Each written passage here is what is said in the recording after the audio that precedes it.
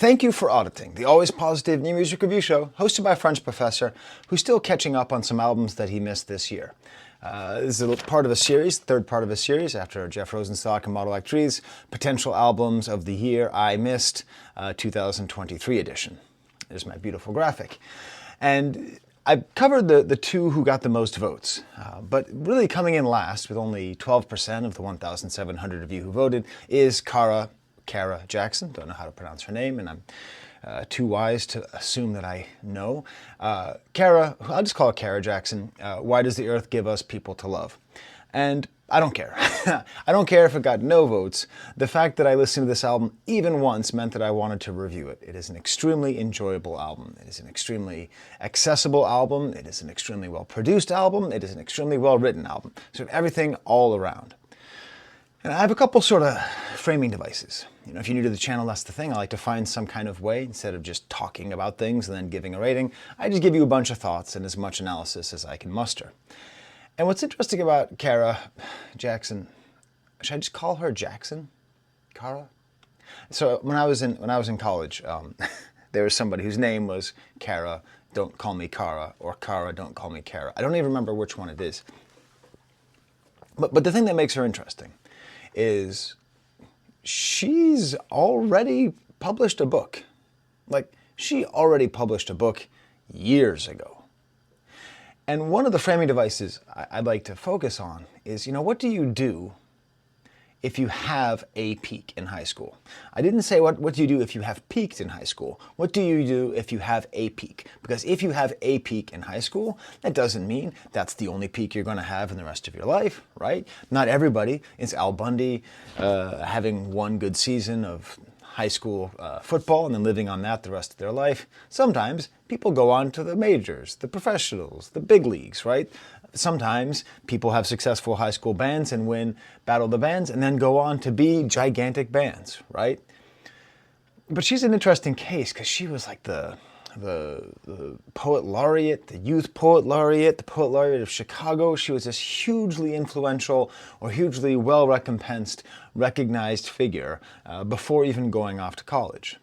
And so what might that do to somebody? What perspective might that bring to some artist, right? I think when it comes to this album, I see it as this great growth from this poetry book. So I'll talk about this more in depth as I get song to song. But in general, this is, hey, it's a better... I'm not much of a poet, and I could spend 1,000 years and not write poetry as good as this.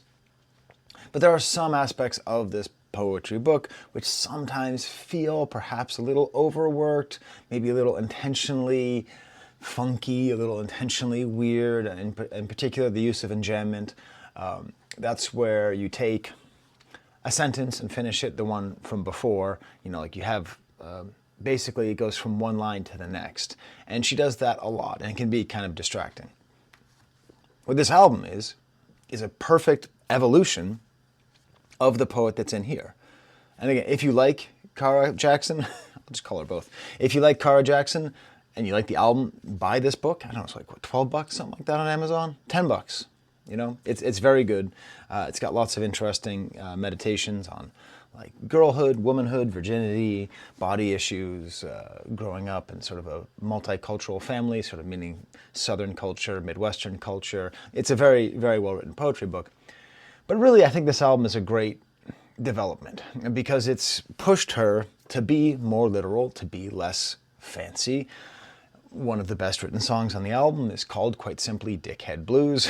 So it has this real directness where you're able to take the mind, the brilliance, the creativity of somebody who at a very young age was recognized as being a great poet. And there's very, very, very vanishingly few people who get that kind of encouragement.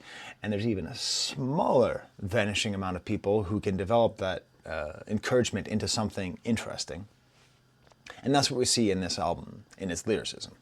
Musically, it doesn't fall behind either. It's this funny mixture where at times it feels kind of singer-songwriting, 70s folk stuff, and that's great. And that's cool because her voice has a depth, a richness to it, a sort of unexpected richness, like a haunting quality. My favorite voices are haunting. Another one of the albums of the year, Lauren O'Day, or Lauren Oder.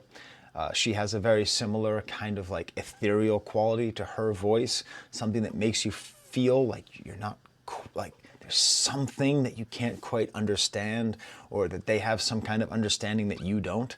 That's what I hear in these voices. But then beyond the kind of guitar playing and all that, we have just some really cool production choices. It reminds me strongly of Smile era Beach Boys, maybe even Van Dyke Park's solo works, sort of American songbooky at times, and it never quite goes. So the danger, right? The danger of anybody with a story this good, okay? Like a young African-American female poet from Chicago who writes a rock album that's very good. Like I can already see the CD in Starbucks. I can already hear her being interviewed by Terry Gross, right? There's something about this story which placates a certain kind of consumer, a certain kind of upper middle class, largely white, well-meaning but often quite destructive demographic. It never quite goes there. It never feels like it's all things for all people. It always feels very personal. It always feels very real. I mean, right? How much more praise can I heap on something before even talking about it specifically? But then when it comes to the themes of the album, this is where I think things are interesting. First of all, I don't do sponsorships on this on this channel. But I have a lot of very specific opinions about private colleges. In general, I think you should go to a public college. I teach at a public college. I don't represent a public college, but I teach at a public college. You probably don't need to spend that kind of money. Depending, if you go to film school in New York or LA, it might be worth it. If you go to a political science school in Washington, D.C., it might be worth it. But in general, most of them, I just don't see the point. The one exception is Smith College, which is an unofficial sponsor of this channel. I love Smith College.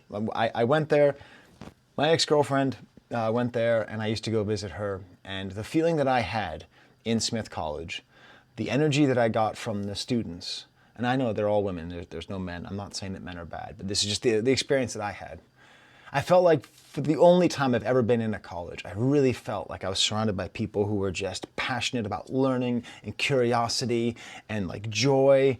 And I don't know. I don't know if it's the removal of men, if men cause the problems, or more likely if the interaction between men and women, the weird sort of marketplaces that pop up, all that. I don't know.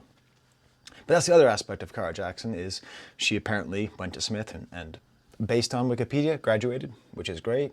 And so it sort of helps to fill in this image that I have of somebody who has this enormous success in high school and then doesn't do what many people might have done, which is just, great, I'm a poet now. I don't need to go to college.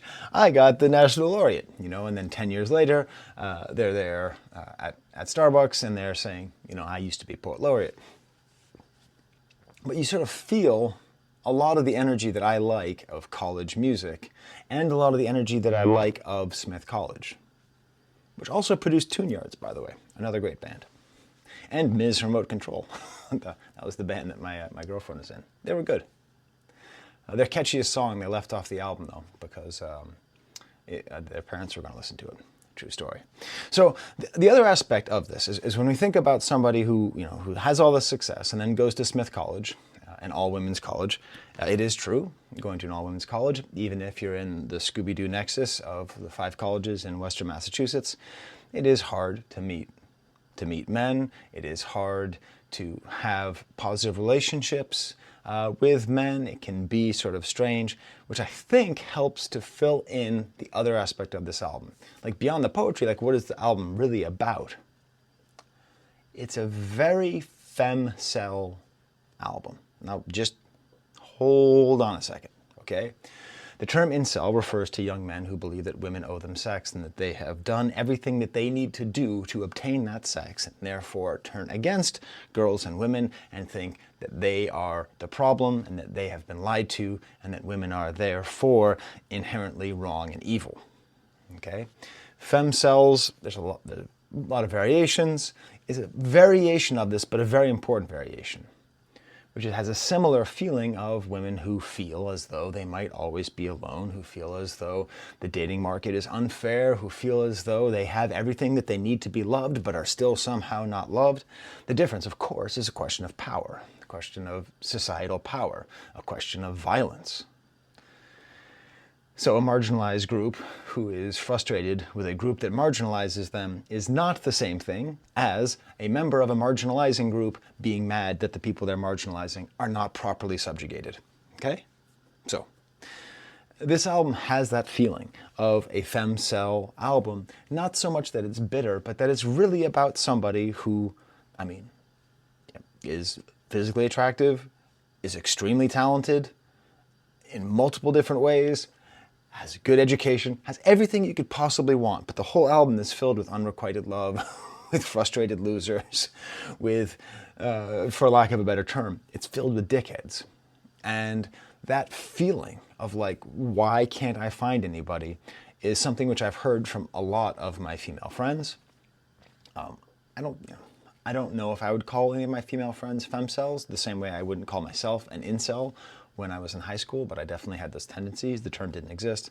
But it is an understandable frustration. And I think this whole album is a very good companion piece for any woman who feels as though she's too smart, she's too good, she's too intimidating, that's a word that she uses in the album, to attract the right man. Now, hey, the same thing I tell men, I'll tell women. We're out here, I'm married to an extremely intimidating woman. Good Lord.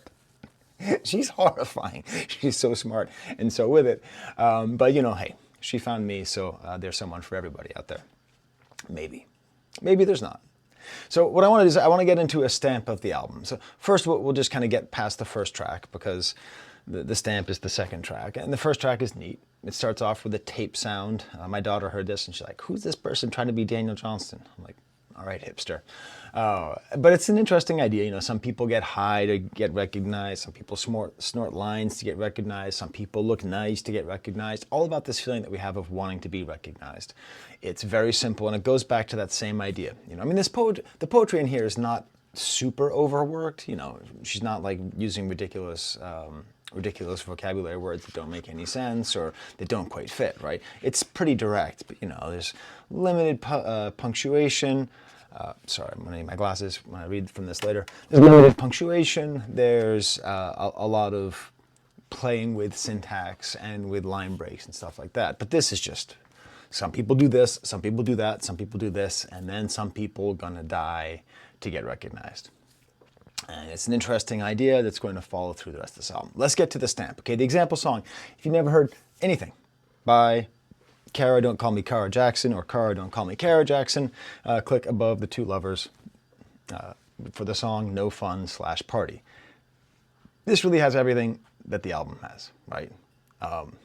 Even just like, when I'm talking about her voice, the first lines is, it's hard to have patience when you're waiting on luck. I think, again, sort of the femcelishness of it, that you're just lucky if you meet the right person, right? I'm happily married, I met the right person, I was lucky. The fact that we happen to be in the same city on the same dating app at the same time, bizarre, right? But the way she pronounces the word hard, I just did it perfectly, by the way. You can't even tell that I'm not her. It's hard. She has this way of pronouncing hard that is just perfect. And just these great lyrics. It's hard to have patience when you're waiting on luck, like a postal truck, to bring you a love as tough as elephant tusks, no chance of rust, no chance of rust. Some of the preciousness or vision that goes into writing a book of poetry, into studying poetry. Apparently she studied English at Smith, so that's pretty cool. It's clear that she's really honing her ability to write interesting lyrics, to write things that are strange, but then, doubling up. A love as tough as elephant tusks, no chance of rust, no chance of rust. So something very kind of extravagant and bizarre, then immediately followed up by something repeated twice that's fairly straightforward. And then for the production, there's like some strings and slight horns. I often think of Nilsson whenever I think of any singer who I really like, who makes very interesting singer-songwriter music. That's what I hear here. But then there's a beat change, and that's this aspect of the album. There's so many beat changes. There's so many beat changes. It's so modular in its construction. That's why I think of Smile or Beach Boys. You know, right after she says, there's like this tremolo guitar, and it's like a different song. I think I'm taken for granted. Every person I've dated tells me I'm intimidating. Going back to that same idea of what does a strong, intelligent woman have to do to find love in this world? Preach it, Sky. What has to happen, right? Which is very different than I'm a nice guy. Oh, why can't I get the P? And the sense of being taken for granted. Her guitar is strong. The voice is. I use the term sentinel, so now I'm using fancy ass vocabulary. It's in my notes. Sentinel voice. A douche. Me, I'm the douche. And then she says, I want to be as dangerous as a dancing dragon or a steam engine or a loaded gun. And that's what's kind of cool about this poetry book is we see the development of this theme. So on page 13, I'm not going to do the Schumer. On page 13, we have the song Mean Streak, the poem Mean Streak, which she starts off, I want to be as threatening as beet juice, to a clean white threatening as a sharp wind, to a shown ankle. I want people to pay to see me. So this idea of wanting to be mean, I think this is tied into the idea of being mean, of being dangerous, of having some kind of fierceness to you that maybe you feel as though you are not valued because even though you are intimidating, you're not dangerous or dark or scary, right? You ever feel too nice?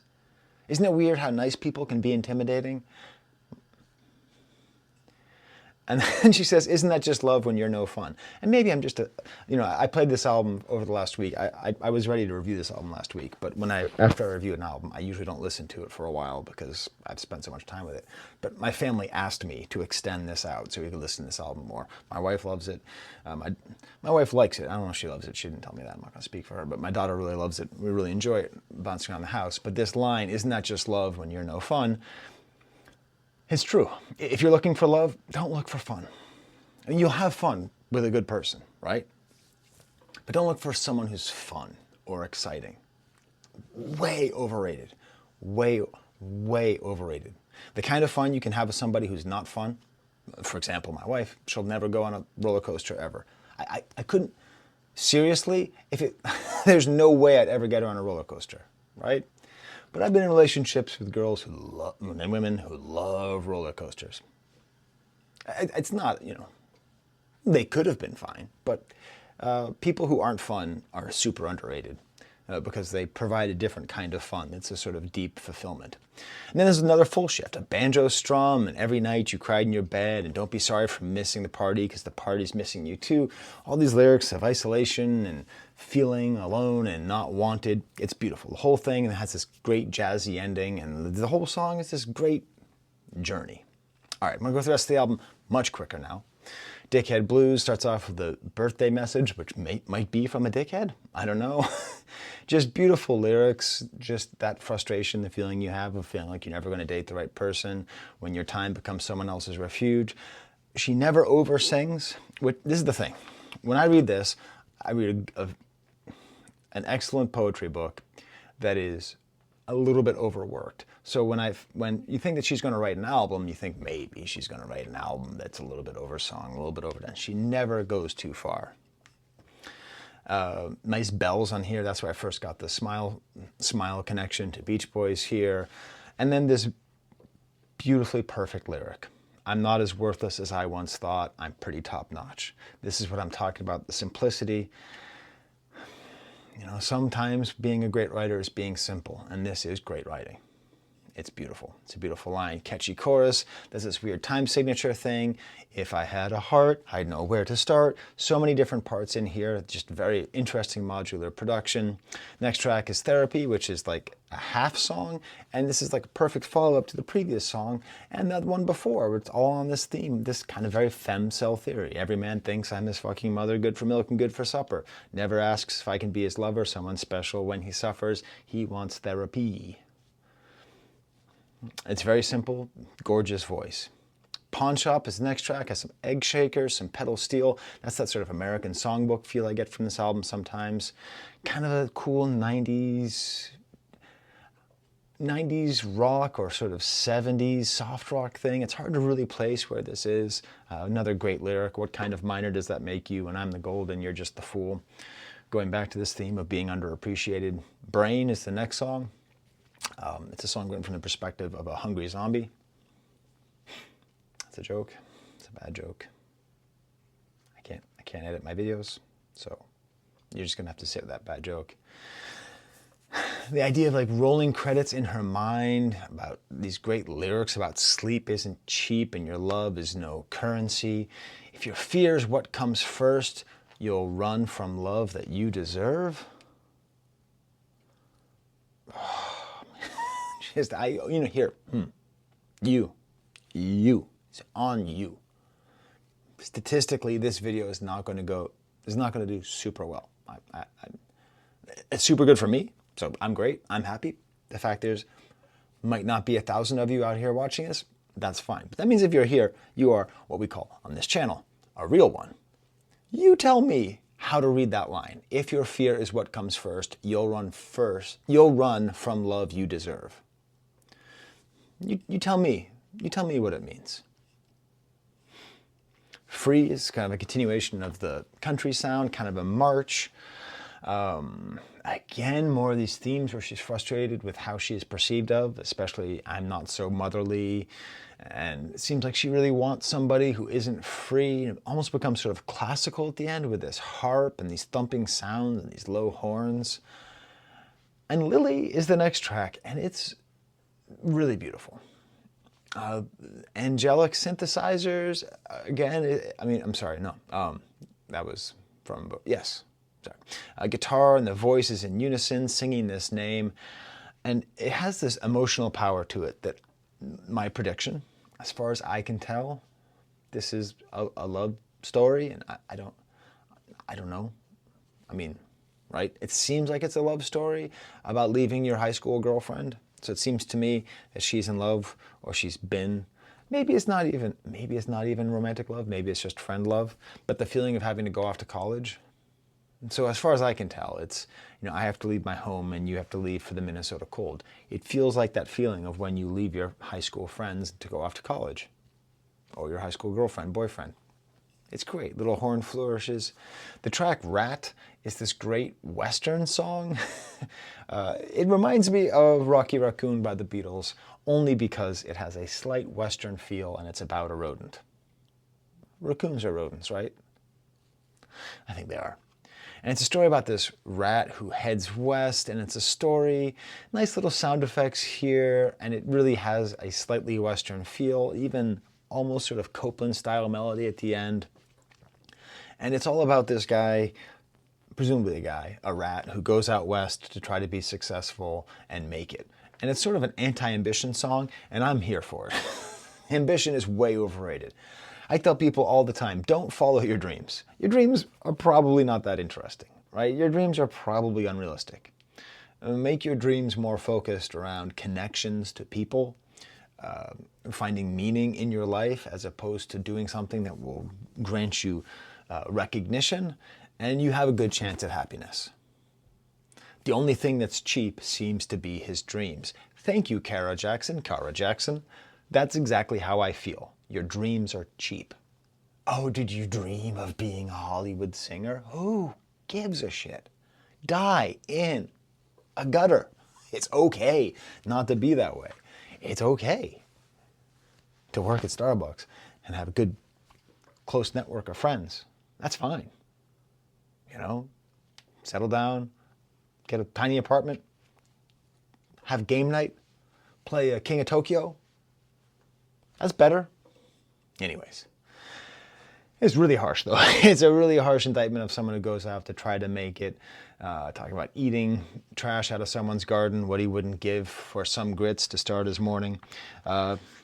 It's no big deal, but there's also a pretty good poem in here called In Defense of Chitlins, which are like usually pig intestines that are often eaten in soul food in the American South. If you know any I've mentioned my wife too many times in this video, but screw it, I'm going to do it again. She's from the Balkans. Soul food and Balkan food are not that different because they both know you have to eat all the animal. So it's this interesting poem about chitlins, and I'll just read the end of it because it's quite beautiful. This funk feeds people. This must makes meals. Praise the whiff that waters mouths. What brings skunk wives to their husbands moves beetles to fuck, and me to this pot. I told you it's a good poetry book. I'm critical of it, but only in the context that I think she's improved as a writer. And it's sort of about like, don't go chasing your dreams. Stay home with the person who cares for you. She says, at least they'll bury your bones. God damn, that's harsh. Implying that if you go out west, if you go out east, you try to make it in the big city, you won't even have your bones buried. The next track is Why Does the Earth Give Us People to Love? So I'm still working through like issues with my father's estate. So I've been thinking a lot about my dad's passing over the past couple days. And then I heard this song, and like, if you ever go skating, sometimes when you go ice skating, sometimes out of nowhere you just hit something wrong on the ice, and it's just a yard sale. You just hit the ground. You're just done. You just like, who knows why? Just sometimes the ice goes wrong. So I heard this song this morning. I was getting out some cash from the bank, and it just hit me wrong. It put me in a.